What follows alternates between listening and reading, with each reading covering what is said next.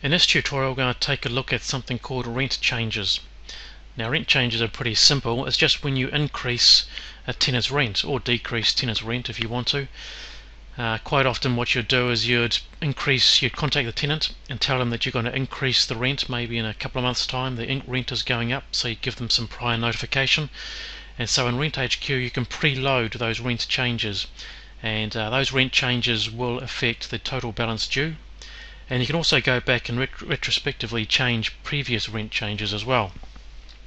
So I'm going to take a look at a tenant. I'll take a look at tenant 2 and go to the rent changes tab.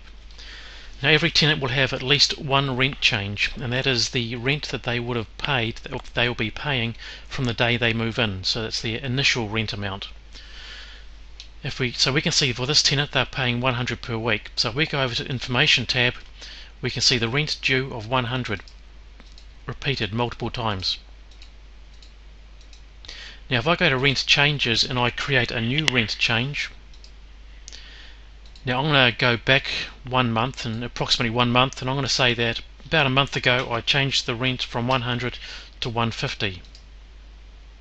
So if we go to the information tab now, we can see that the initial rent is 100, and down here it starts changing to 150, and it will continue at that value until we add another rent change. I can also go back and edit previous ones, like I could say this should have been 125,